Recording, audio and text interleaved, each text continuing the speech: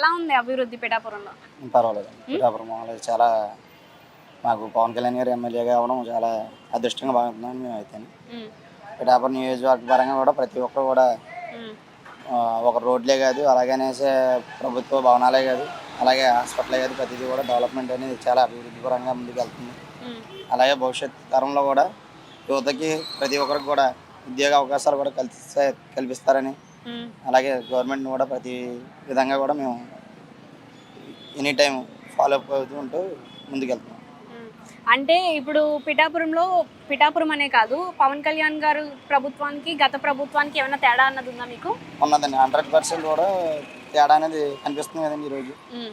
అంటే ఒక పిఠాపురం నియోజకవర్గం అనే కదండి, ఎక్కడ చూసినా కూడా ఈరోజు ఆయన 100% స్ట్రైక్ రేస్తో ఈరోజు ప్రభుత్వం స్థాపించడం జరిగింది. అలాగే పవన్ కళ్యాణ్ గారు ఆయన ఆశయాలకు అనుగుణంగా ప్రతి ఒక్క యువత కూడా ఈరోజు ఆయన వెన్నంటే కూడా నడిచి ముందుకెళ్ళే ప్రయత్నం చేయడానికే సిద్ధంగా ఉంది. హ్మ్. అలాగే ఎక్కడైనా చిన్న చిన్న పొరపాట్లు జరిగినా వాటిని సరిదిద్దుకునే అవకాశం కూడా 100% జరుగుతుందని పిఠాపురం నియోజకవర్గం తరఫున హ్మ్. కంపల్సరీ నేను చెప్తాను. ఆడపిల్లల రక్షణ ఎలా ఉంది? అంటే గత ప్రభుత్వంతో పోలిస్తే ఈ ప్రభుత్వంలో రక్షణ పెరిగిందా? లేదంటే కరువయిందా? రక్షణ అనేది మామూలుగా ప్రభుత్వ పరంగా అయితే 100% ఉందండి. కాకపోతే ఏంటంటే కొంతమంది చెడు వ్యసనాలకు అలవాటు పడి, అలాగే ఈ డ్రగ్స్ అని, అలాగనే గంజాయి మత్తులో కూడా కొంతమంది యువత హ్మ్. చాలా అసభ్యపరంగా కూడా తిరగడం కనిపిస్తుంది అక్కడక్కడనే. హ్మ్.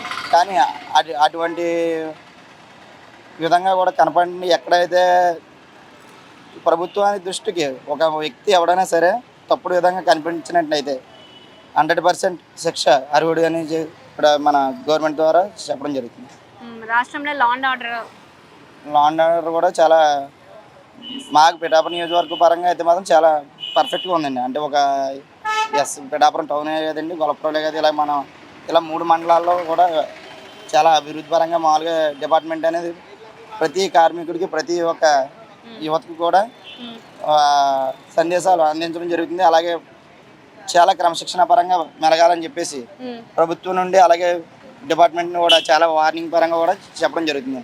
అలాగే పవన్ కళ్యాణ్ గారు కూడా 100% కూడా పిఠాపురం నియోజకవర్గంలో ఎటువంటి తప్పుడు ప్రచారాలు కానీ, తప్పుడు విధానం కానీ నడకూడదనే విధంగా ఆయన ఎంతో కృషి చేస్తున్నారు. ఆయన పిఠాపురం అనేది ఆయన నియోజకవర్గంగా ఆయన ఎన్నుకున్నాడు కాబట్టి, ఆయన ఎక్కడ లేకపోయినా ఆయనకు అనుగుణంగా లోకల్ నాయకులే కాదు, ప్రతి యువతే కాదు, ప్రతి ఒక్కరు కూడా ఆయన స్థానంలో ఇక్కడ పనిచేయడం చాలా విధంగా జరుగుతుంది.